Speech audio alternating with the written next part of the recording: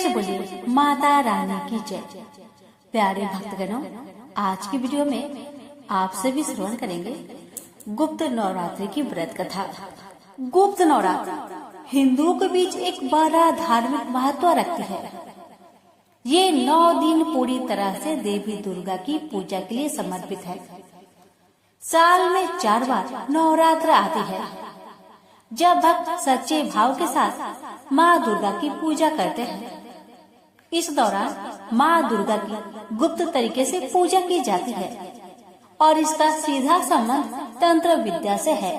सभी साधक और तांत्रिक इन दिनों में देवी दुर्गा की पूजा करते हैं और देवी का आशीर्वाद मांगते हैं। प्यारे भक्तगणों, आज की वीडियो में मैं आप सभी को सुनाऊंगी 10 महाविद्याओं के प्रथम स्वरूप माँ महाकाली की कथा। इस महाविद्याओं में काली प्रथम है। महाभागवत के अनुसार महाकाली ही मुख्य है और उन्हीं के उग्र और सौम्य 2 रूपों में अनेक रूप धारण करने वाली 10 महाविद्याएं हैं। विद्यापति भगवान शिव जी शक्तियाँ से महाविद्याओं अनंत सिद्धियां प्रदान करने में समर्थ है। दार्शनिक दृष्टि भी काल तत्व की प्रधानता स्वरूप पड़ी है, इसलिए महाकाली या काली ही समस्त विद्याओं की आदि है, अर्थात उनकी विद्यामयी विभूतियां ही महाविद्याएं हैं। ऐसा लगता है कि महाकाली प्रियतमा काली ही अपने दक्षिण और वाम रूप में 10 महाविद्याओं के नाम से विख्यात है। प्रिय नील तंत्र में कहा गया है कि रक्त और कृष्ण भेद से काली ही 2 रूप में आदिशिष्ट है। कृष्ण का नाम दक्षिणा और रक्त वर्णा नाम सुंदरी है। काली पुराण में कथा आती है कि एक बार हिमालय अवस्थित मंदक मुनि के आश्रम में जाकर देवताओं ने महामाया की स्तुति की। स्तुति से प्रसन्न होकर मंथन वनिता के रूप में भगवती ने देवताओं को दर्शन दिया और पूछा कि तुम लोग किसकी स्तुति कर रहे हो। उसी समय देवी के शरीर से काले पहाड़ के समान वर्ण वाली एक और दिव्य नारी का प्रकट्य हुआ। उस महातेजस्विनी ने स्वयं ही देवताओं की ओर से उत्तर दिया कि ये लोग मेरा ही स्तवन कर रहे हैं। ये काजल के समान कृष्ण थी, इसलिए इनका नाम काली पड़ा। दुर्गा सप्तशती के अनुसार एक बार शुंभ निशुंभ के अत्याचार से व्यतीत होकर देवताओं ने हिमालय में जाकर देवी सूक्त से देव की स्तुति की। तब गौरी के देह से कोशिका का प्रकट्य हुआ। कोशिका के अलग होते ही अम्बा पार्वती स्वरूप कृष्ण हो गई, जो काली नाम से विख्यात हुई। काली को नील रूपा होने के कारण तारा भी कहते हैं। नारद पंचरात्र के अनुसार एक बार काली के मन में आया कि वे पुनः गौरी हो जाए। यह सोचकर वे अंतर्ध्यान हो गए। शिव जी ने नारद जी से उनका पता पूछा। नारद जी ने उनसे सेमुरी के उत्तर में देवी के प्रत्यक्ष उपस्थित होने की बात कही। शिव जी को प्रेरणा से नारद जी वहां गए। उन्होंने देवी से शिव जी के साथ विवाह का प्रस्ताव रखा। प्रस्ताव सुनकर देवी क्रोध हो गई और उनकी देह से एक अन्य षोडशी विग्रह प्रकट हुआ और उससे छाया विग्रह त्रिपुर भैरवी का प्रकट हुआ। काली की उपासना में संप्रदायगत भेद है। 2 रूपों में इनकी उपासना पर्जन है। भाव बंधन मोचन में काली की उपासना सौकृष्टिक कही जाती है। शक्ति साधनों के 2 पीठों में काली का उपासना श्याम पीठ पर करने योग्य है। भक्ति मार्ग में तो किसी भी रूप में महामाया की उपासना फलप्रदा है, पर सिद्धि के लिए उनकी उपासना वीर भाव से की जाती है। साधन के द्वारा जब अहंता, ममता और भेद बुद्धि का नाश होकर साधक में पूर्ण शिशुत्व उदय हो जाता है, तब काली का श्री विग्रह साधक के समक्ष प्रकट हो जाता है। उस समय भगवती काली की छवि अवर्ण्य होती है। काजल के पहाड़ के समान दिग्वसी मुक्त कुंतला सौर पर आरूढ़ मुंड माला धारिणी भगवती काली का प्रत्यक्ष दर्शन साधक को कृतार्थ कर देता है। तांत्रिक मार्ग में यद्यपि काली की उपासना दीक्षा गम्य है, तथापि अनन्य शरणागति के द्वारा उनकी कृपा किसी को भी प्राप्त हो सकती है। मूर्ति मंत्र अथवा गुरु द्वारा उपदिष्ट किसी भी आधार पर भक्ति भाव से मंत्र जप, पूजा, होम और पुरस्रण करने से भगवती काली प्रसन्न हो जाती है। उनकी प्रसन्नता से साधक को सहज संपूर्ण अभिष्टों की प्राप्ति हो जाती है। इसे बोलिए काली माता की जय। आप सभी श्रवण करेंगे श्री दुर्गा सप्तशती पाठ प्रथम अध्याय। उसके बाद आप श्रवण करेंगे माँ दुर्गा की कथा। आपको पूरा जरूर सुनिएगा कि किसी भी कथा को अधूरा नहीं छोड़ा जाता। अगर आप व्रत करते हैं तो कथा को पूरा जरूर सुनिएगा। माता रानी आपकी सभी मनोकामना को पूर्ण करे। महर्षि मार्कंडेय बोले, सूर्य के पुत्र स्वर्णी की उत्पत्ति की कथा विस्तार पूर्वक कहता हूँ, सुनो। स्वर्णी महामाया की कृपा से जिस प्रकार मनवंतर के स्वामी हुए उसका हाल भी सुनो। पहले स्वरोचिष नामक मनवंतर में चैत्र में उत्पन्न हुए सूरत नाम के एक राजा थे। सारी पृथ्वी पर उनका राज्य था। वह प्रजा को अपने पुत्र के समान मानते थे, तो भी कोला विधुवंशी नाम के क्षत्रिय उनके शत्रु बन गए। दुष्टों को दंड देने वाले राजा सूरत की उनके साथ लड़ाई हुई। कोला विधवंशियों की संख्या में कम होने पर भी राजा सूरत युद्ध में उनसे हार गए। तब वह अपने नगर में आ गए। केवल अपने देश का राज्य ही उनके पास रह गया और वह उसी देश के राजा होकर राज्य करने लगे। किंतु उनके शत्रुओं ने उन पर वहाँ भी आक्रमण किया। राजा को बलहीन देखकर उसके दुष्ट मंत्रियों ने राजा की सेना और खजाना अपने अधिकार में कर लिया। राजा सूरत अपने राज्याधिकार को हार कर शिकार खेलने के बहाने घोड़े पर सवार होकर वहाँ से एक भयंकर वन की ओर चले गए। उस वन में उन्होंने महर्षि मेधा का आश्रम देखा। वहाँ महर्षि अपने शिष्यों तथा मुनियों से सुशोभित बैठे हुए थे और वहाँ कितने ही हिंसक जीव परम शांति भाव से रहते थे। राजा सूरत ने महर्षि मेधा को प्रणाम किया और महर्षि ने भी उनका उचित सत्कार किया। राजा सूरत महर्षि के आश्रम में कुछ समय तक ठहरे। अपने नगर की ममता के आकर्षक से राजा अपने मन में सोचने लगे, पूर्व काल में पूर्वजों ने जिस नगर का पालन किया था वह आज मेरे हाथ से निकल गया। मेरे दुष्ट एवं दुरात्मा मंत्री मेरे नगर की अब धर्म से रक्षा कर रहे होंगे या नहीं।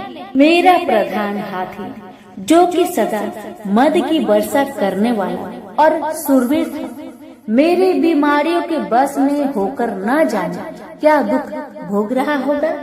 मेरे आज्ञाकारी नौकर जो मेरी कृपा से धन और भोजन पाने से सदैव दुखी रहते थे और मेरे पीछे पीछे चलते थे, वह निश्चय ही दुष्ट राजाओं के अनुसरण करते होंगे तथा मेरे दुष्ट एवं दुरात्मा मंत्रियों द्वारा व्यर्थ धन को व्यय करने से मेरा सचित किया हुआ मेरा खजाना एवं दिन जरूर खाली हो जाएगा। इस प्रकार ही बहुत सी बातें सोचता हुआ राजा निरंतर दुखी रहने लगा। एक दिन राजा सूरत ने महर्षि मेधा के आश्रम के निकट एवं वैश्या को देखा। राजा ने उससे पूछा, भाई तुम कौन हो? यहाँ तुम्हारे आने का क्या कारण है और तुम मुझे शोकाग्रस्त अनमने से दिखाई देते हो, इसका क्या कारण है? राजा के यह नम्र वचन सुन वैश्य ने महाराज सूरत को प्रणाम करके कहा, हे राजन, मेरा नाम समाधि है। मैं धनियों के कुल में उत्पन्न एक वैश्य हूँ। मेरे दुष्ट स्त्री पुत्रादिकों ने लोभ से मेरा सब धन छीन लिया है और मुझे घर से निकाल दिया है। मैं इस तरह से दुखी होकर इस वन में चला आया हूँ और यहाँ रहता हुआ इस बात को भी नहीं जानता कि अब घर में इस समय कुशल है या नहीं। यहाँ मैं अपने परिवार का आचरण संबंधी कोई समाचार भी नहीं पा सकता कि वह घर में इस समय कुशल पूर्वक है या नहीं। मैं अपने पुत्र के संबंध में ये भी नहीं जानता कि वह सदाचारी है या दुराचार में फंसे हुए हैं। राजा बोले, जिस धन के लोभी स्त्री पुत्रों ने तुम्हें घर से निकाल दिया है, फिर भी तुम उसी का चित्त में उनसे प्रेम करते हो। वैश्या ने कहा, मेरे विषय में आपका ऐसा कहना ठीक है, किंतु मेरा चित्त इतना कठोर नहीं है। यद्यपि उन्होंने धन के लोभ में पकड़कर प्रीत स्नेह को त्याग कर मुझे घर से निकाल दिया है, तो भी मेरे मन में उनके लिए कठोरता नहीं आती। महामते, मेरा मन फिर भी उनमें फंस रहा है। इस बात को जानता हुआ भी मैं नहीं जान रहा मेरा चित्त उनके लिए दुखी क्यों है। मैं उनके लिए लंबी लंबी सांसें ले रहा हूँ। उन लोगों में प्रेम नाम मात्र का भी नहीं है। फिर भी ऐसे निस्नेहियों के लिए मेरा हृदय कठोर नहीं होता। महर्षि मार्कंडेय ने कहा, ब्राह्मण, इसके पश्चात महाराज सूरत और वह वैश्या दोनों महर्षि मेधा के समीप गए और न्याय संभाषण करके दोनों ने वार्ता आरंभ की। राजा बोले, भगवान, मैं आपसे एक बात पूछना चाहता हूँ, सो आप कृपा करके मुझे बताएं। मेरा मन मेरे अधीन नहीं है, इससे मैं बहुत दुखी हूँ। राज्य धन आदि की चिंता अभी तक मुझे बनी हुई है और मेरी यह ममता अज्ञानियों की तरफ बढ़ती जा रही है। और यह समाधि नामक वैश्या भी अपने घर से अपमानित होकर आया है। इसके सज्जनों ने भी इसे त्याग दिया है। सज्जनों से त्याग हुआ भी यह उनसे हार्दिक प्रेम रखता है। इस तरह हम दोनों ही दुखी है। हे महाभाग, उन लोगों के अवगुणों को देखकर भी हम दोनों के मन में उनके लिए ममता जनित आकर्षण उत्पन्न हो रहा है। हमारे ज्ञान रहते हुए भी ऐसा क्यों है? अज्ञानी मनुष्य की तरह हम दोनों में यह मूर्खता क्यों है? महर्षि मेधा ने कहा, विषय मार्ग का ज्ञान सब जंतुओं को है। सबों के लिए विषय पृथक पृथक होते हैं। कुछ प्राणी दिन में नहीं देखते और कुछ रात को, परंतु कोई जीव ऐसे हैं जो दिन तथा रात दोनों में देख सकते हैं। यह सत्य है कि मनुष्य में ज्ञान प्रधान है, किंतु केवल मनुष्य ही ज्ञानी नहीं होता। पशु पंछी आदि भी ज्ञान रखते हैं। जैसे यह पशु पंछी ज्ञानी है, वैसे ही मनुष्यों का ज्ञान है और ज्ञान मनुष्यों में है, वैसे ही पशु पंछियों में है तथा अन्य बातें भी दोनों में एक जैसी पाई जाती है। ज्ञान होने पर भी इन पंछियों की ओर देखो कि अपने भूख से पीड़ित बच्चों की चोंच में कितने प्रेम से अन्न के दाने डालते हैं। राजन, ऐसा ही प्रेम मनुष्य में अपनी संतान के प्रति पाया जाता है। लोभ के कारण अपने उपकार का बदला पाने के लिए मनुष्य पुत्रों की इच्छा करते हैं और इस प्रकार मोह के गड्ढे में गिर जाते हैं। भगवान श्री हरि की जो माया है, उसी में यह संसार मोहित हो रहा है। इसमें आश्चर्य की कोई बात नहीं, क्योंकि वह भगवान विष्णु की योग निद्रा है। यह माया ही तो है जिसके कारण संसार मोह में जकड़ा हुआ है। यही महामाया भगवती देवी ज्ञानियों के चित्त को बलपूर्वक खींचकर मोह में डाल देती है और उसी के द्वारा संपूर्ण जगत की उत्पत्ति होती है। यही भगवती देवी प्रसन्न होकर मनुष्य को मुक्ति प्रदान करती है। यही संसार के बंधन का कारण है तथा संपूर्ण ईश्वरों की भी स्वामिनी है। महाराज सूरत ने पूछा, भगवान, वह देवी कौन है जिसको आप महामाया कहते हैं? ब्राह्मण, वह कैसे उत्पन्न हुई और उसका कार्य क्या है? उसके चरित्र कौन कौन है? प्रभु, उसका जैसा प्रभाव हो, जैसा स्वरूप हो, वह सभी मुझसे कृपा करके कहिए। मैं आपसे सुनना चाहता हूँ। महर्षि मेधा बोले, राजन, वह देवी तो नित्य स्वरूपा है, उससे यह संसार रचाया गया है, तब भी उसकी उत्पत्ति अनेक प्रकार से होती है। वह सब आप मुझसे सुनो। यह देवताओं का कार्य सिद्ध करने के लिए प्रकट होती है। उस समय वह उत्पन्न हुई कहलाती है। संसार को जलमय करके जब भगवान विष्णु योग निद्रा का आश्रय लेकर शेष शैया पर सो रहे थे, तब मधु केटक नाम के दो असुर उनके कानों के मैल से प्रकट हो गए। श्री ब्रह्मा जी ने जब उन दोनों को अपनी ओर आते देखा और यह भी देखा कि भगवान विष्णु योग निद्रा का आश्रय लेकर सो रहे हैं, तो वह उस समय श्री भगवान के जगाने के वास्ते उनके नेत्रों में निवास करने वाली योग निद्रा की स्तुति करने लगे। श्री ब्रह्मा जी ने कहा, हे देवी, तुम ही स्वाहा, तुम ही स्वधा और तुम ही वशटकार हो। स्वर भी तुम्हारा ही स्वरूप है। तुम ही जीवन देने वाली सुधा हो। नित्य अक्षर प्रणव में आकार उकार मकार, इन तीनों में मात्रा के रूप में तुम ही स्थित हो। इनके अतिरिक्त जो बिंदु रूपा अर्ध मात्रा है, जिसका कि विशेष रूप से उच्चारण नहीं किया जा सकता है, हे देवी, वह भी तुम ही हो। हे देवी संध्या, सावित्री तथा परम जननी तुम ही हो। तुम इस विश्व को धारण करने वाली हो। तुमने ही इस जगत की रचना की है और तुम ही इस जगत का पालन करने वाली हो और तुम ही कल्प के अंत में सबको भक्षण करने वाली हो। हे देवी, जगत की उत्पत्ति के समय तुम सृष्टि रूपा होती है, पालन काल में स्थित रूपा हो और कल्प के अंत में संहार रूप धारण कर लेती हो। तुम ही महाविद्या, महामाया, महामेधा, महारात्रि और मोहरात्रि हो। श्री ईश्वरी और बोध स्वरूपा बुद्धि भी तुम ही हो। लज्जा, पुष्टि, तुष्टि, शांति और क्षमा भी तुम ही हो।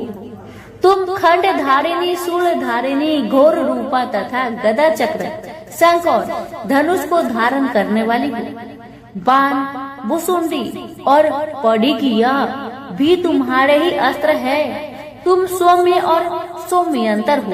यही नहीं बल्कि जितनी भी स्वयं में तथा सुंदर वस्तुएं इस संसार में है, उनसे सबसे बढ़कर सुंदर तुम हो।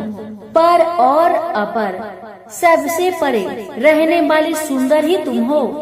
हे स्वर्ग रूपे देवी, जो भी सत असत पदार्थ है और उनमें जो शक्ति है वह तुम ही हो। ऐसे अवस्था में भला तुम्हारी स्तुति कौन कर सकता है?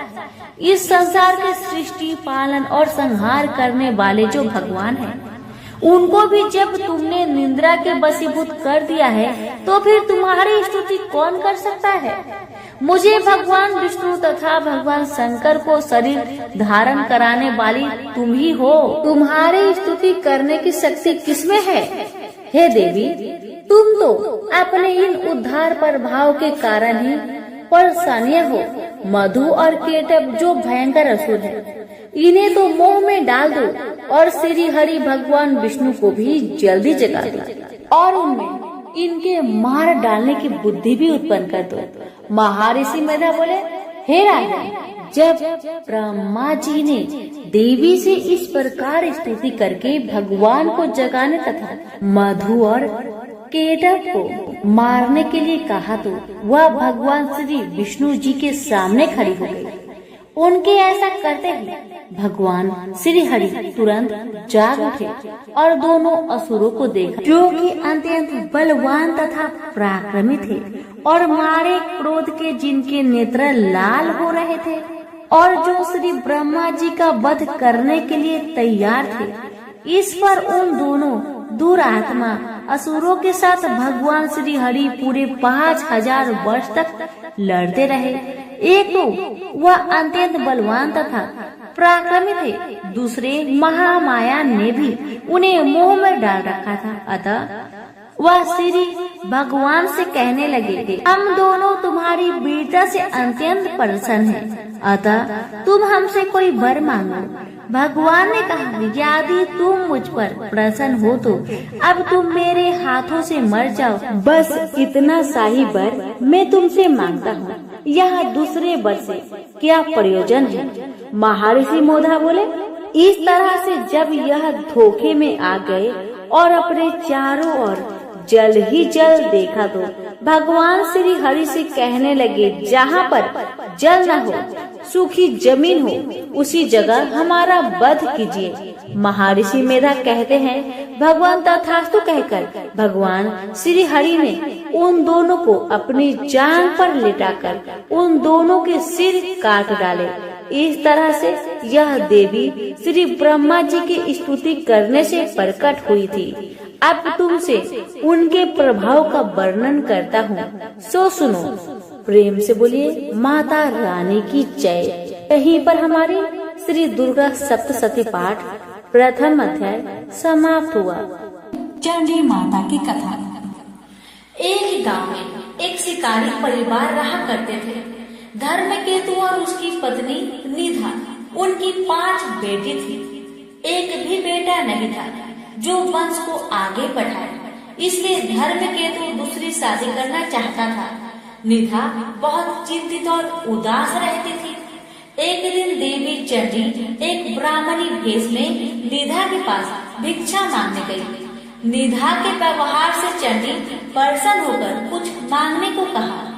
निधा ने कहा, मेरे पास सब कुछ है पर कोई पुत्र नहीं है। चंडी के आशीर्वाद से उसे पुत्र की प्राप्ति हुई। नाम कालकेतु था, बड़ा ही वीर था। बड़ा हुआ उसका शादी फुलेरा से हुआ। वह सुशील लड़की थी। उसके आने से पहले शिकार कर लाया हुआ मांस कालकेतु की माँ हाट में बेचने जाया करती थी, पर उसके आ जाने के बाद अब कालकेतु जंगल से जानवरों का शिकार कर लाता। फुलेरा उसके मांस, छाल, दांत आदि को हाट में बेचने जाया करती थी। हाट का मतलब है बाजार में बेचने जाया करती थी। बेटे ने घर अच्छे से संभाल लिया था। ये देखकर पति पत्नी काशी चले गए। अब हर रोज की तरह दोनों अपने काम में लगे रहते थे। कालकेतु इतना ज्यादा शिकार करता कि जंगल के जानवर डरने लगे। सभी जानवरों ने जंगल के राजा सिंह से गुहार लगाई। गेंडे ने कहा, राजा जी, मैं बहुत दुखी हूँ, मेरे 7 भाई मारे गए। हिरनी ने कहा, मैं पतिहीन हो गई हूँ, जीवन बहुत पीड़ा दे रही है, मौत भी नहीं आ रही है। बंदर ने कहा, मैं वंश विहीन हो गया हूँ, कालकेतु मेरे बच्चों को बांधकर बेच दिया। इसी तरह सभी जानवरों ने अपनी पीड़ा को राजा के सामने रखा। उन्होंने कहा, हम लोग आपके राज्य से कहीं और चले जाएंगे। सिंह राजा ने कहा, आप लोग नहीं डरे, मैं स्वयं कालकेतु से लड़कर आप लोगों की रक्षा करूंगा। सिंह और कालकेतु में युद्ध हुआ। सिंह भाग गया और कालकेतु जीत गया। सभी जानवर अब देवी चंडी के पास पहुँचे और उनसे विनती किए, माँ, हमें कालकेतु के हाथों से बचाओ। वह सभी जानवरों का शिकार कर रहा है, उससे छिपने का कोई जगह नहीं बचा है। हम कहाँ जाए माँ, हम क्या करें? तब चंडी माता ने सभी जानवरों को छुपा लिया और स्वयं एक सांप के रूप में बनकर जंगल के बीच में बैठ गए। उधर कालकेतु जंगल में जानवरों का शिकार करने निकला तो उसे कोई जानवर नहीं मिला। वह चिंतित होने लगा। उसका जीवन तो बस जानवर पर ही टिका था। अब वे क्या खाएंगे और क्या पिएंगे? जंगल में उसे स्वर्ण गोधिका दिख गई, जो कि चंडी माता ने अपना वेश धारण करके बनाया था। स्वर्ण गोधिका का देखना अब शकुन माना जाता है, इसलिए कालकेतु को गुस्सा आया और आगे बढ़ गया।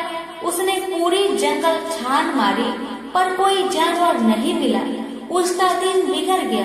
आते वक्त उसने फिर से स्वर्ण गोधिका को देखा। उसने उसे पकड़ लिया और गुस्से से कहा, आज तुम्हें ही जिंदा पकाकर खाऊंगा। जब कालकेतु घर आया तो फुलेरा घर पर नहीं थी। पड़ोसी से पता चला वह बाजार गई है। कालकेतु स्वर्ण गोधिका को रस्सी से बांधकर फुलेरा के पास पहुंचा। फुलेरा बोली, घर में खाने को कुछ नहीं है और ये बासी मांस कोई नहीं खरीद रहा है। काल केतु ने फुलेरा को पड़ोसी से शिवली फूल के बदले चावल उधार मांगने को कहा और कहा घर पर स्वर्ण गोधिका है, उसे पका लेना। काल केतु बाजार में रहकर बासी मांस बेचने लगा और फुलेरा चावल लेकर घर पहुंची। घर में स्वर्ण गोधिका नहीं था, बल्कि एक 16 साल की सुंदर कन्या रस्सी से बंधी थी। फुलेरा उसे देखकर डर गई कि इतनी सुंदर कन्या यहाँ क्या कर रही है। उसने कहा, तुम कौन हो, यहाँ क्या कर रही हो? कन्या ने कहा, मैं ब्राह्मण कन्या हूँ, मैं जंगल बीच में बैठी थी तो तुम्हारे पति ने मुझे यहाँ लाया है। ये सुनकर उसे गुस्सा आया, ये सोचकर कि कहीं ये मेरी सौगंध तो नहीं, पर शांत होकर बड़े प्यार से उसे काल केतु और अपना कष्टदायक जिंदगी के बारे में कहने लगे ताकि वह कन्या अपने घर चली जाए, पर कन्या मानने को तैयार नहीं हुई। फुलेरा काल केतु के पास बाजार पहुंची और बोली, आप किसे घर लाए हैं? एक सुंदर कन्या घर में है। काल केतु को विश्वास नहीं हुआ क्योंकि उसने एक स्वर्ण गोधिका रखी थी। वे दोनों तुरंत घर आए। काल केतु उसे देख हैरान हुआ और उसके बारे में पूछने लगा और बोला, यहाँ से चली जाओ। जब कन्या राजी नहीं हुई तो उसने अपना तीर धनुष निकाल लिया। उसकी बहादुरी देखकर कन्या ने कहा, मैं चाहती हूँ तुम आज से शिकार करना छोड़ दो, मैं तुम्हें गुजरात का राजा बनाती हूँ। पर काल केतु को उसका यकीन नहीं हुआ। वह बोला, अगर तुम चंडी देवी हो तो तुम असली रूप में आओ। चंडी ने उसे महिष मर्दनी का रूप दिखाया। तब दोनों उनके चरण पर गिर गए। चंडी बोली, हर मंगलवार मेरी पूजा करो और लोगों में मेरी पूजा का प्रचार कराओ। चंडी उन्हें एक अंगूठी दी जिसका मूल्य 7 करोड़ था।